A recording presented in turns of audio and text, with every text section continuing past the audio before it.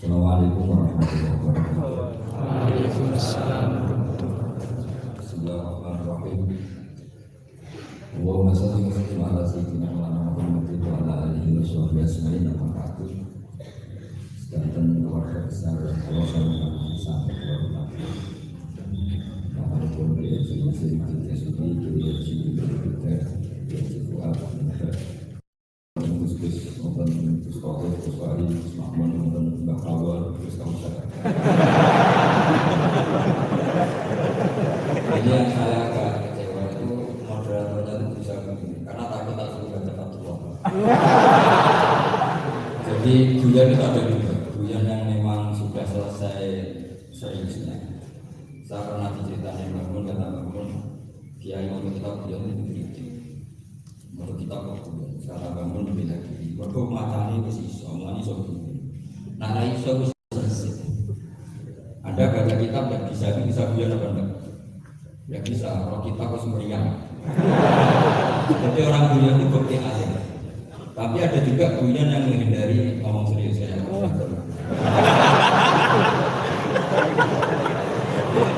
masalah. Kecewa saya kedua, saya itu ngira sampai proso itu katanya terkenal khusus-khusus agaknya bagus. Ternyata ada pertontonan yang agak bagus. Di depan para gus-gusnya guyon. Ini kekecewaan saya kedua. Nanti saat lebih kecewa lagi ternyata yang kata Fatul Wahab tidak paham. Kalau lebih kecewa tak bawa sampai mati. Nah begini sebagaimana makalah yang saya bikin. Karena nanti moderator sudah guyon, saya berusaha ngantikan serius. Karena memang fikih itu harus dikaji secara serius, meskipun dengan pikiran yang ceria, yang niat. Saya itu di Jogja itu lama sekali dan tetap sebagai rujukan. Karena saya spesialis sering mendikan fikih.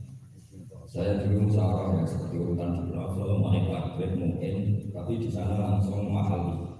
Karena Fatul Wahab diajarkan di sawit di musyawarah. Tapi saya pernah ngaji bangun Fatul Wahab dan beliau sering berpesan, nak kanggo masyarakat atau Jawa repot, kanggo mahali saja. Mahali itu kan sebuah itu yang mensarai gaji. Ini bukti bahwa saya ini alim betul, bukan beliau dari alim. Ini bedanya saya dengan beliau.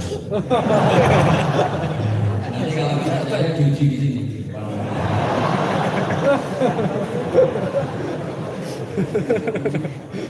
Saya ngaku alim itu bukan karena sombong, tapi keharusan. Karena begini, kalau kamu punya istri mau melahirkan, itu mesti nyari tulisan bidan. Barokahnya tulisan itu kamu tak tahu siapa bidan. Kalau kamu gigi sakit pasti cari tulisan dokter. Sekarang kriminal kita adalah yang kalau paham tidak menulis ahli fatwa. Ahli fatwa, sehingga masyarakat itu susah nyari konsultan ahli fikih karena santri pelosok tidak menulis di rumahnya ahli fatwa. Ahli fatwa, itu penting supaya orang tahu. Setidaknya kenapa yang saya banyak kalau saya boleh agak provokasi dan itu bagus provokasi itu bagus, tapi untuk kebaikan. Kenapa orang-orang lain menjadi rujukan? Karena mereka memaklumatkan diri gelar RC, MA, terus ahli. Tapi kita yang ngaji wahab, khatam, musyawarah khatam, nggak nulis di rumahnya ahli fatwa. Setidaknya ada nulis konsultan kalau ingin mondok ke pelosok. Jika orang daerah kamu kalau mau mondok ke pelosok, konsultasi ke kamu. Tapi ini terlalu akhir. Padahal awal nubuwah itu dimulai dari At-Tahati. At-Tahati memaklumatkan diri kalau beliau adalah seorang nabi. Jadi kalau kamu bohong harus memaklumatkan diri. Saya tidak bakal bangun, saya ahli fatwa. Jadi kata Fatul Wahab cerita bangun. Itu innalillahi wa inna ilaihi raji'un.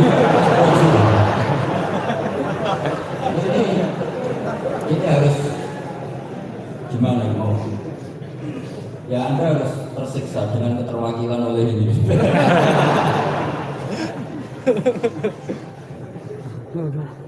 Saya ini baca kitab banyak sekali, termasuk kitab Ibhaf.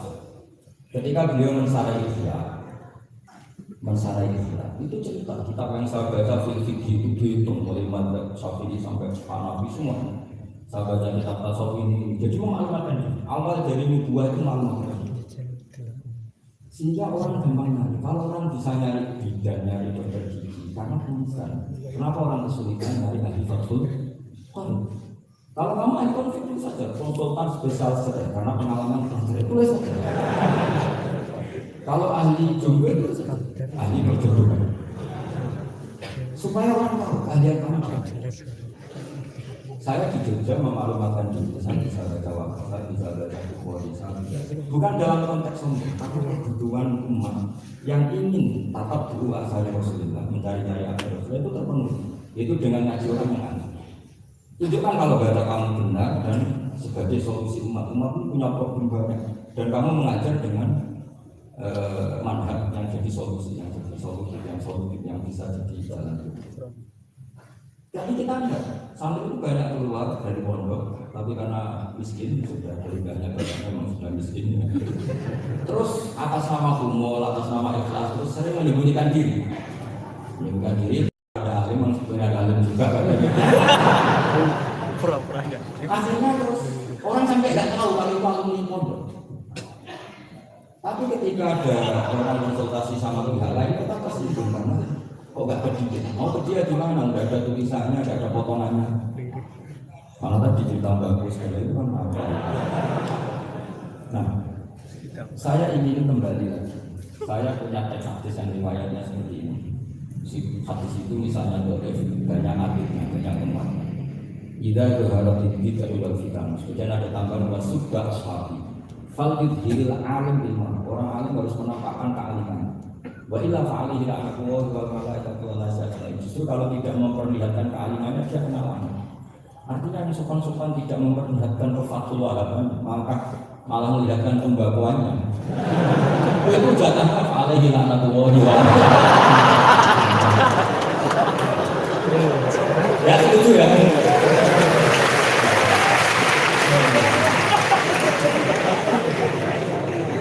Coba betapa terseksanya Syekh Zakaria Al-Khafi.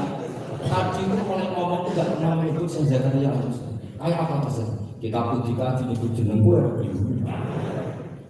Padahal Syekh Zakaria Al-Khafi syarat menjadi orang alim seperti dari sekian tarjamah, istilahnya dalam bahasa Arab itu tarjamah itu Syekh Islam Syekh Zakaria Al-Khafi. Itu saya pikir yang dari kita menuju karena Habib Zain di sini. Itu dari sekian manaqib yang saya baca di Sulaiman Al-Jamal di mana paling menarik. Sarannya jadi orang alim itu dua, punya guru alim, punya murid alim. Karena Anda akan tersiksa, sangat-sangat tersiksa. Ngaji sama gurunya takut disuruh baca, gurunya alim mau ngorek yang meriang muridnya alim. Itu yang dialami Syekh Zakaria Al-Khafi. Sehingga dia memberikan duit itu benak fajar ini. Saya ini ditempa dua batu, kalau jauh digebek dua batu. Mau ngaji ya takut karena gurunya alim alama yaitu pengarang Fathul Bari Ibnu Hajar Al-Asqalani. Mau ngomong yang meriang itu di murid alim alama jenis Ibnu Hajar alim. Jadi hak ngaji persiapan tapi ngulang persiapan. Kayak apa susahnya jadi Syekh Zakaria Al-Khafi mau ngaji setoran dan persiapan mau ngajar. Makanya kata Mbah Mun, syarat utama ulama itu harus punya murid. Saya pernah dijauhi banget, aku nggak gaji anak Gus Najib, saya juga isip karena syaratnya jadi kiai ini dan anak alim dimulai isip nggak jadi kiai rasa sukses juga. Makanya saya ketika ketemu alim itu semuanya bukan mandi karena terpenuhi status tadi. Ya ini kalau khatam fatwa bakas bagus ini jadi kalau ukurannya kan gampang, moderator kan dipilih yang paling baik. Tidaknya ngomongnya. Kalau tidak ilmunya ya ngomong. Terus Anda terwakili oleh orang yang tidak jelas. Saya tidak dosa, karena kalau betul saya ini dosa karena perasaan orang, berarti jadi kafaro dosanya dia. Soal saya kan namanya sudah banyak aman. Jadi kalau data hasanah saya harus diminta dia, makasih aja. Gampang. Ya masih sarkas, masih. Kan orang itu kalau baca Quran satu huruf itu dapat 10 kebaikan. Saya ini hafal Quran, sudah baca itu.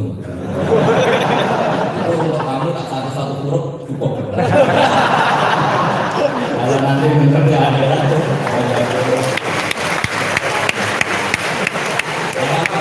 silakan untuk nanti di ada. Tapi kamu lebih bisa untuk. Kamu itu siapa? Nyuruh saya di sini. Di sana lebih besar lagi.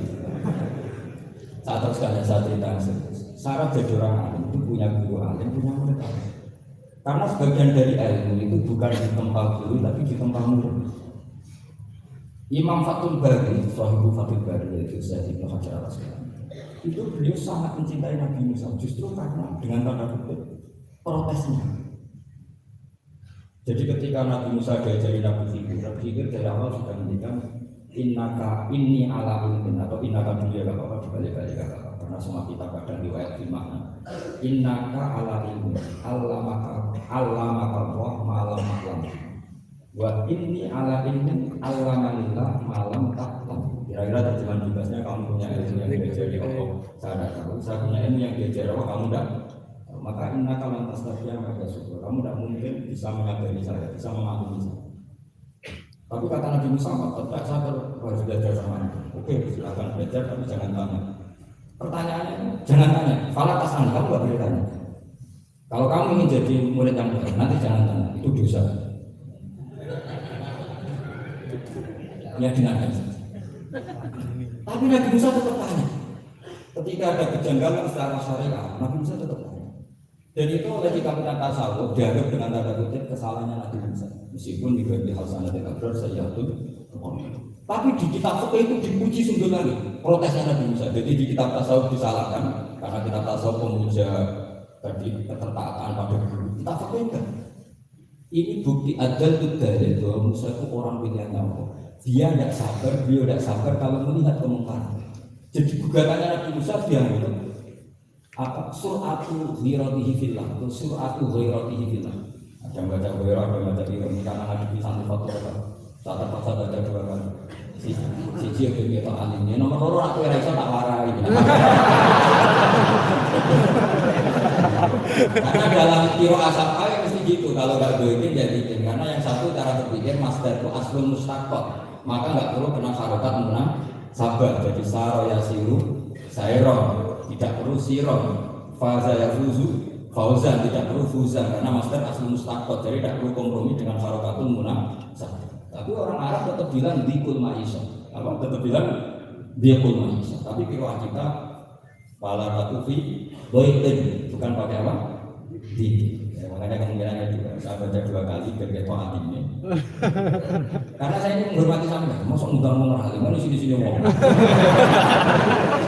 kalau 2 anak itu tak warai kalau bacanya itu jadi ini kan saya ngajar di proses saya baca mesti 2 kali wayah sibu zaitun wayah sabu zaitun karena dalam kira asapa dan baca yang sibu kira kita baca yang tapi guru-guru itu dalam ngajar fikih baca yang sibu tapi kalau baca Quran dasar jangan Quran kita kan ayat sabu Allah yang kira alihi bukan dibaca ayat saya teruskan. Jadi syarat jadi orang alim itu harus punya guru alim dan guru. Imam Fathul Bari ketika menganalisis Nabi Musa itu memuja Nabi Musa. Ini bukti ghirahnya Nabi Musa yang luar biasa. Beliau paling tersinggung kalau untuk hikat hurmatullah. Orang sudah ditolong kok nggak matur-matur malah merusak perahu. Jadi itu secara syariat itu mungkar. Kalau mungkar ya harus diprotes. Artinya itu sifatul madhin. Protesnya Nabi Musa itu sifatul madhin, bukan sifatul dan itu Ibnu Hajar Al-Asqalani gurunya Zakaria.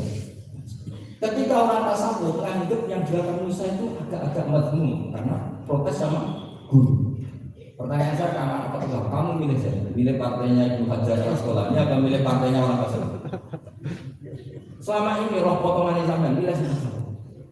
Karena sampai dengan ilmu pas-pasan ini tidak suka kalau pemerintahnya. Betul, aku mau.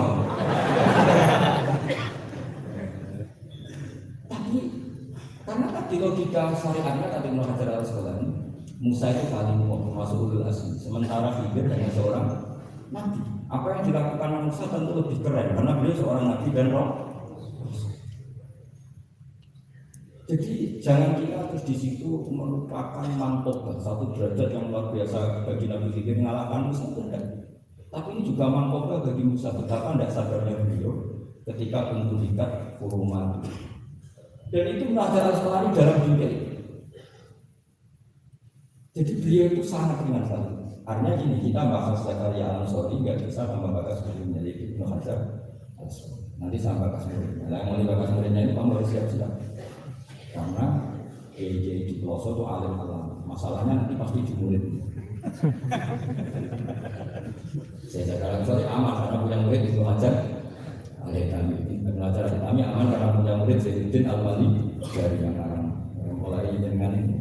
Jadi masalah bukan sampai dunia, tapi pada siapa? Terus Ibnu Hajar Al-Asqalani itu orang yang luar biasa. Saya pengagum beliau karena saya kalau baca buku pakai pertolongan sarah yaitu Fathul apa? Nah, itu beliau kalau protes, suka memang protes. Beliau itu nakot itu ahli kritikan protes. Beliau termasuk sering kritik Imam Nawawi, kritik orang-orang sebelumnya. Tapi ya dalam konteks kebaikan.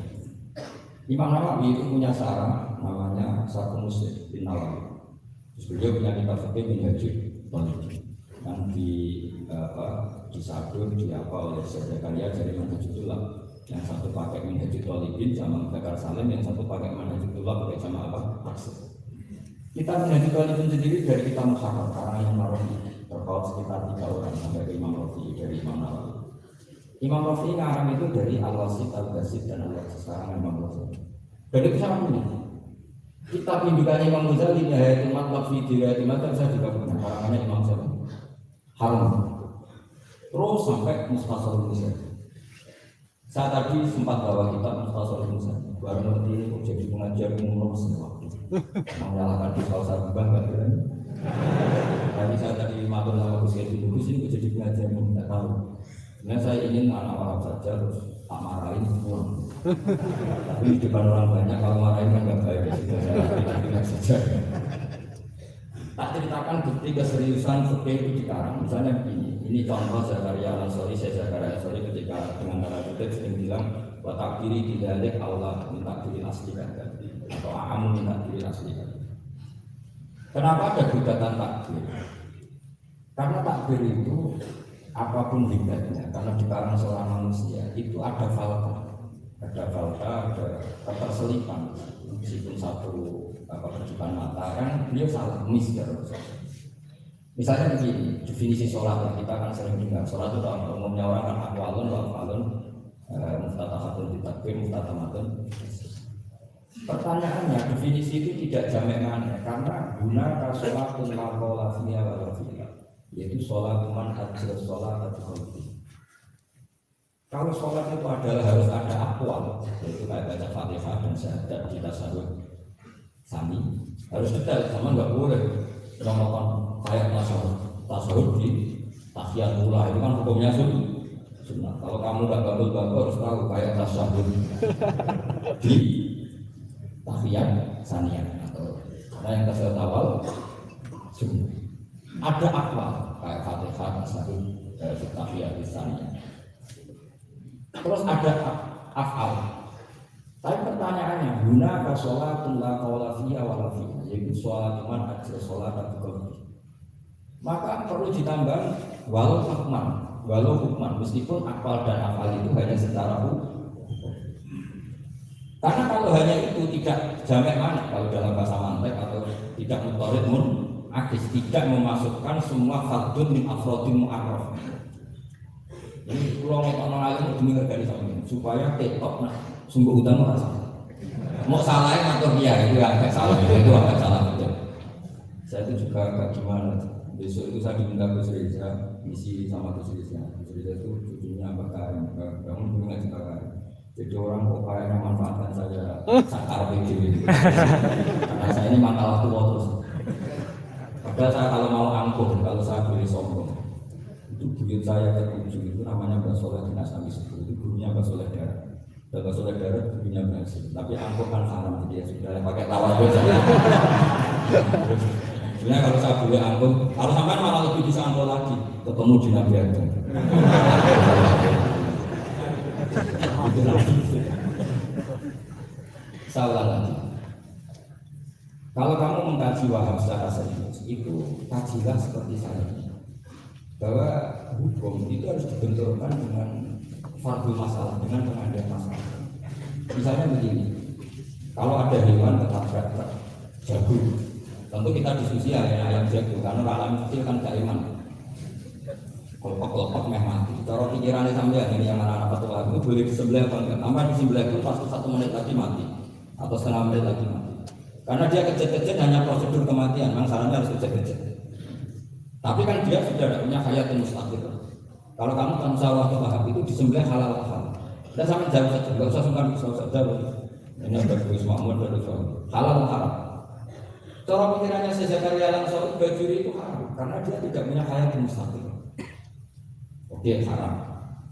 Karena yang dikatakan penyembelihan adalah menghilangkan nyawa karena penyembelihan. Sementara ini tanpa disembelih sudah.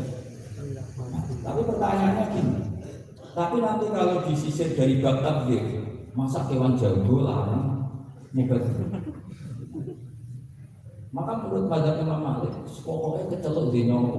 Angger kecelok di nyawa disembelih ya halal karena jenenge nyembelih hewan yang masih hidup.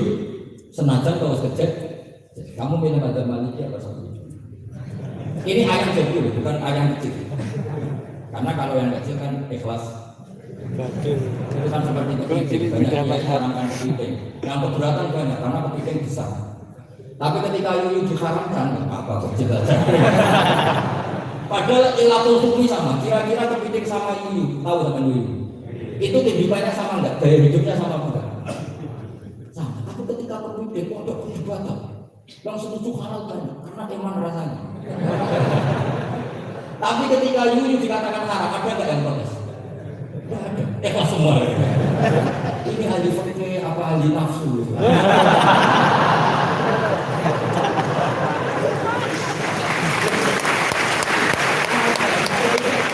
Maksudnya enggak mutu kan? Coba kehidupannya kepiting sama yuyu itu sama apa?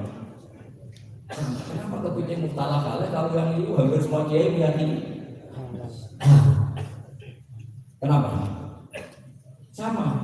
Saya itu pernah berkenalan sama Mas jalan sama putri saya, ada yang jago di tabrak sudah kecil-kecil. Tanya orang, itu sih halal enggak? Saya bilang untuk kamu halal. Lama-lama orang lain penasaran, untuk kamu, untuk hukum kok ada untuk kamu. Tanya, gak bisa mesti deh. Kalau nak haram mau rahasia, mau pakai mandi. Misalnya kalau jenengan, aku kayak kurang pegawaian tapi emang mandi kecil-kecil. Tapi ini logika yang dibangun. Fikih itu kalau bangun kaidahnya gampang. Fikih itu gampang sekali, karena sesuai fitrah manusia. Misalnya fikih kadang saya baca tidak tertarik. Orang wajib mandi karena keluar mandi. Ya sudah keluar mandi wajib mandi. Sebetulnya keluar anak itu tidak ada hadisnya, tidak ada dalil. Tapi wajib mandi orang nifas karena mengeluarkan anak. Itu orang-orang fikih yang masih asli itu kalau bilang ya anal walada maniun akidun. Ya. Kadang-kadang sembrono. Ya enteng saja. Enggak tenang menghentikan diri. Li anal walada maniun akidun. Jadi sampai itu yang maniun. Jadi khurujul mani itu ya punya faktor hukum yaitu khurujul walad. Sama-sama wujudul husn. Karena sama-sama apa? Maniun, betul juga, kata anu tenang terus. Ini aja guyon Jadi ulama itu memang nilai. Ketika saya Zakaria Al-Ansari membela mazhab Syafi'i, yaitu dalam konteks tauhid, kita tahu kan kalau ghafir itu mengampuni, kalau sering mengampuni disebut ghafur. Syakir orang yang terima kasih, kalau sering syukur disebut syakir. Sehingga rata-rata sifatnya Allah itu ikut sifat mubalagh, wahab, fa'ul ya. Dan itu aturannya gitu kan fa'alun al-fa'ulu fi kasawatin an-fa'ilin jadi. Nah logikanya kalau wa'an zalna minas sama ima'an tohuro, artinya kalau maknanya gini wa'an zalna lan nurono ingsun Allah minas sama isang air nurono maknanya gani tohuro kan iso nyucikno bolak-balik. Karena fa'ul adalah untuk lil tasroh atau lil mubah, harusnya enggak ada musamma. Maka saya sering kadang balik loh, nggak ada mustama karena wazannya faulan, tohurot. Tapi Imam Zakaria Ansori bila madzhab Syafi'i kata beliau, yakti faul di makna alat kayak sahur lima itas sahur. Tapi ya agak-agak takaluf, agak-agak termasuk takalusnya lagi. Zakaria Ansori atau faul di makna takrir atau mubalaghah si udun maksud. Di sini biasanya ada udun apa udun atau umumnya udun. Saya ini agak grogi saya pakai madzhab Poso harus ikut dua madzhab sarang yang nggak harus ikut tapi saya salah nggak tahu saya karena kata kamu itu kalau mau bilang gitu karena sini Poso itu murid gimana ya apa itu murid trauma tapi yang sarang kalau gimana kesarang ketika dunia al-ilmu sayyidul wal kita berdua itu bahwa kita sudah jaga fil bali wasiko tapi iya karena ini kakean mati bodoh itu guyonan mana ini sudah namanya koalisi yang baik karena saya punya madzhab saran sama punya madzhab Poso harus sama-sama konsisten dengan madzhab masing nanti dimaksa nanti kita siapa yang ahli Fathul Wahab siapa yang ahli Bako.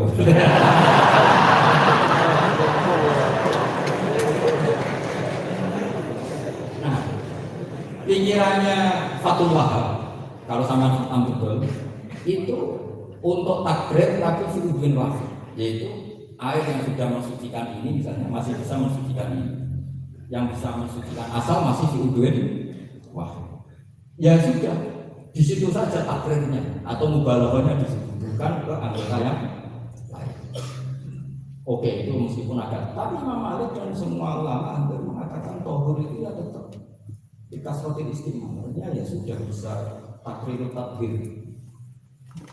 Tapi yang bilang takdir digugatnya gini tohur itu mubalaghah dari tohir bukan dari mutohir. Ini kalau sama bahasa saya sama nggak pernah tahu bahasa saya sedetail ini nanti diulang lagi tohur itu bukan mubalaghah dari tohir tapi dari mutohir. Padahal bahasan kita tentang takhir bukan tentang tuhur. Sama mikir apa? Gak bisa dijawab, itu terangkan. Apa ngaji lagi aja, gak usah bohong dulu.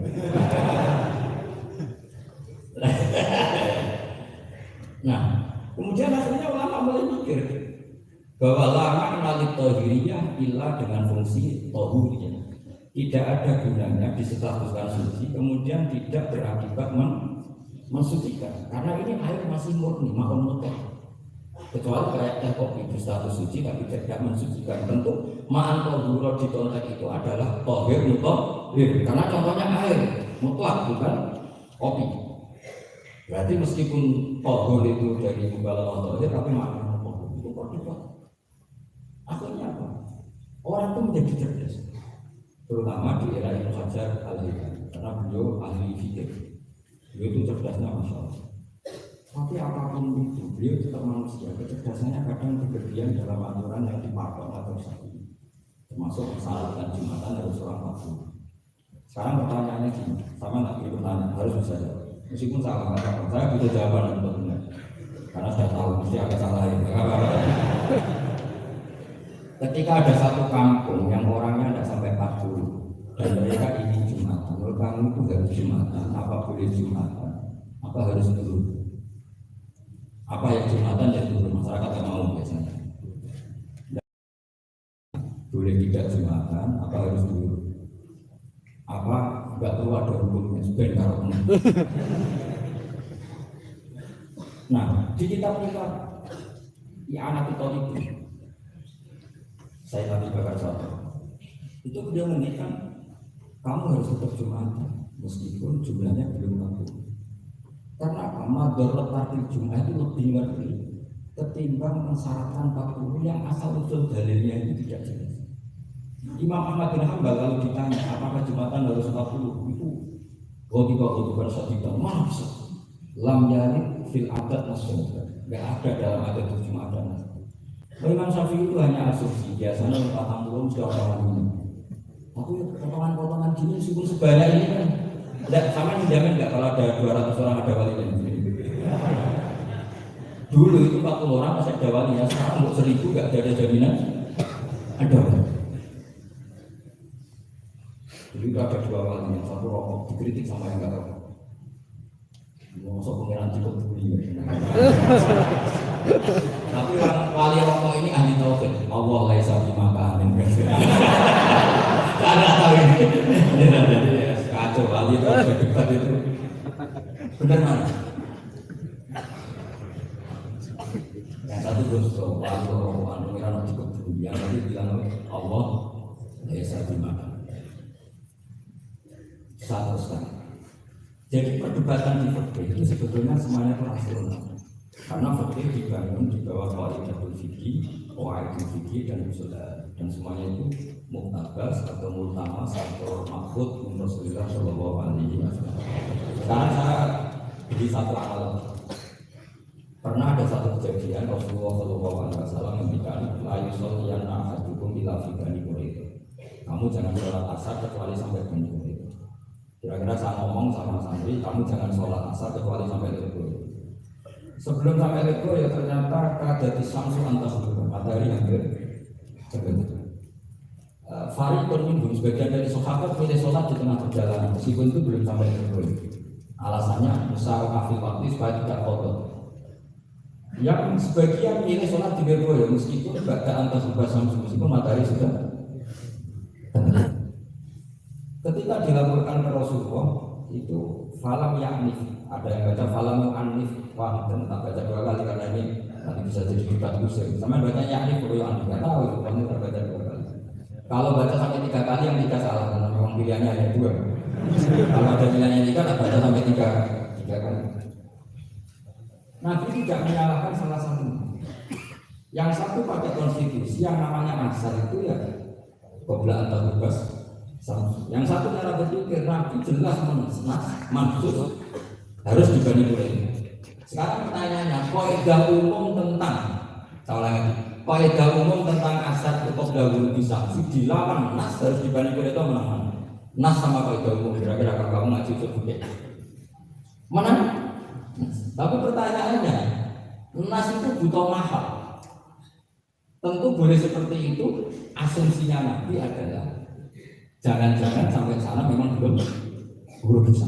Maka makna yang mesti benar adalah esa fil masjid. Kamu harus tergesa-gesa jalan dan sehingga potensi menangi asal dibanding Quraisy. Jadi unik. Terus itu dipahami pentingnya musyawarah tidak. Jadi kalau anut dan Nabi harus musyawarah mulai menjadi basis fikih. Makanya lama dulu kalau orang fikih itu gampang. Kalau orang tidak paham ini tidak bakat wali. Udah fikir itu gampang saja. Bagi yang gampang, kepada saya. Misalnya begini, fatul mu'in, fatul haq semuanya yang bukan. Wa yusanu nasyatun di sholat. Wa yusanu lahir sunatah wa nasyatun kumrika. Semangat di sholatin kerana ngaji di sholat. Fa'inna wa ta'ala zamma tariki. Sama singkat tadi. Zamma itu meritik sopawa atau modus sopawa tak tariki. Pakai sama berkata saling. Tariki yang wong sing tinggal nasyat. Terus beliau mengandung Allah Ta'ala kita kaum dan sholat di kaum. Jadi khas orang munafik itu kalau sholat itu malas. Maka saya itu sering bilang ke saling saya, sama dorong lagi entah berapa kadarnya harus ada maju. Ini kan musyawarah. Karena di semua teks kebaikan adalah faktor itu hilang. Lari ada unsur lari, ada unsur musyawarah. Nah, lalu lama-lama mengatakan anak hadis ini yang mesti adalah pentingnya musyawarah. Gak perlu berdebat tentang boleh nggak sholat qabla usul nih mereka atau tidak, tapi harus karena begini yang mesti salah begini ternyata kita lakukan santai-santai mau bisa rokok sih jagungan sih. Nabi kira-kira bisa maklumi enggak ketika cara jalannya seperti itu kemudian matahari terbenam karena ini yang pasti salah apa ya? Karena nggak sampainya sana karena salahnya sendiri. Diri mau bisir, nah itu namanya. Jadi fakta itu dari analisis yang normal.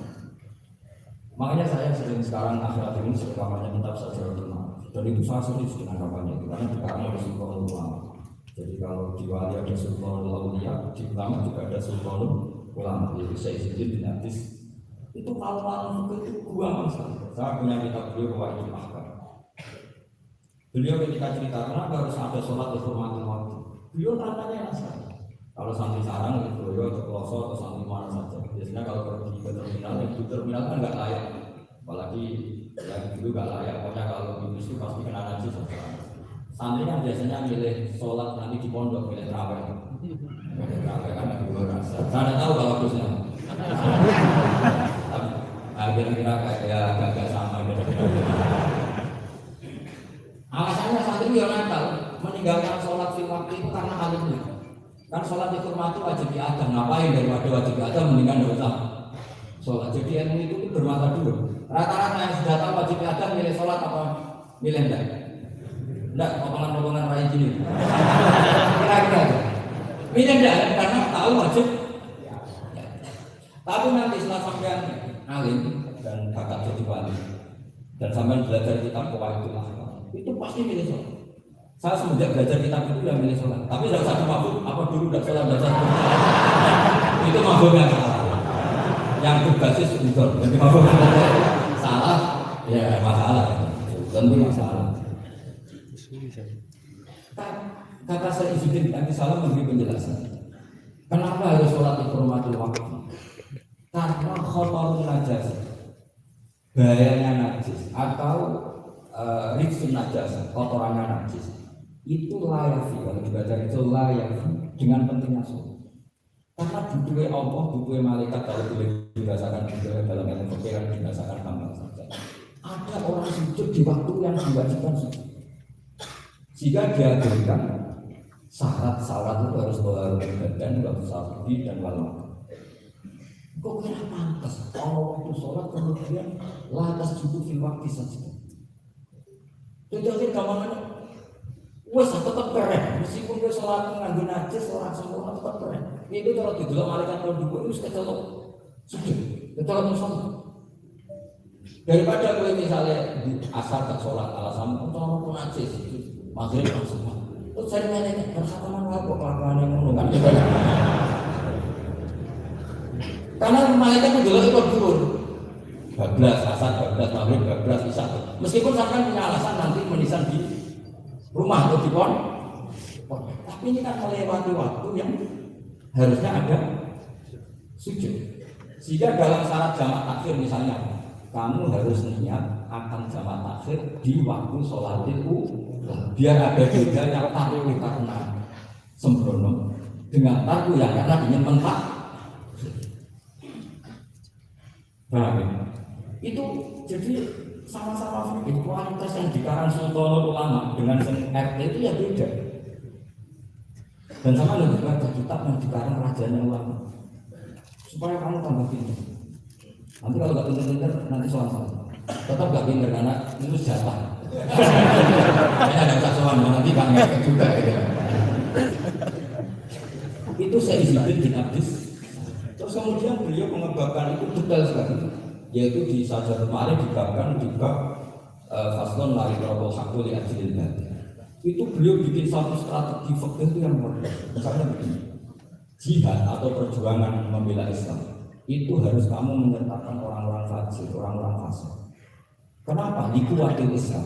Karena kesalahan orang fajir itu tidak seimbang dengan pentingnya syaukatul Islam atau syaukatul Muslim. Terus saya itu dulu ya Islam itu agak protes tapi ini ulama sampai saya sholat berkali-kali ya Allah saya beri kefahaman kalau terpaksa tidak nanti saya mohon ketemu beliau sama protes sama nggak usah tahu caranya ketemu wali-wali yang sudah meninggal nanti kalau sudah jadi wali tahu sendiri tidak usah tanya akhirnya saya sholat dan akhirnya paham tanpa ketemu karena saya nggak akan ketemu ya lebih sulit mendingan minta paham memang minta. Logikanya begini, misalnya yang jauh kita dari Harbi, bayangkan kita dari Harbi atau zaman Indonesia dijajah Belanda. Salah lagi ya, dalam konteks jangan sekarang, kalau sekarang nggak perlu perang zaman dijajah Belanda.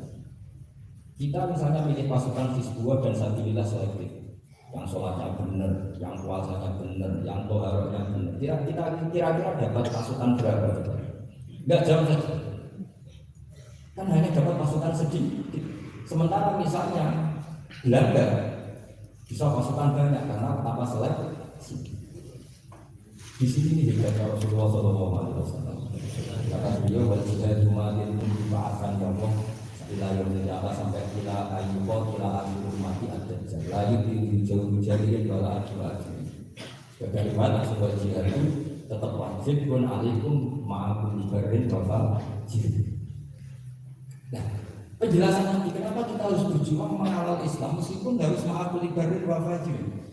Ya kalau di izin filenya mulai dulu kita baca barin, tapi untuk maskernya untuk kebaikan harus dibacanya apa? Jadi kamu protes, oh baru itu daratan selalu dulu untuk kebaikan. Aku itu ngacaku kamu sudah bocah sembrono. Saya ini karena memiliki kiro asal, jadi insya Allah kalau masalah lutut itu saya sudah bukan sawit lagi fatwa, sudah di atasnya itu. Tapi apa tidak usah tersinggung, biasa aja. Karena ini kompetisi, kalau sampai nggak cocok ya harus bersaing, jangan beromong tok. Buat sombong tak ada usah bilang bersaing saja. Makanya saya kenal itu senang, karena senangnya itu tadi. Yang mengidolakan saya ingin ikut, yang hasut kompetisi, jadi seru. Jangan yang hasutnya anda, wah itu gak fair. Wah itu pasti ngadepi langit gitu. Nanti urusannya sama Allah. Gak sama saya, sama salah lagi. Ilmu itu harus dianalogi dengan fikih, di logika dengan fikih, dikiaskan.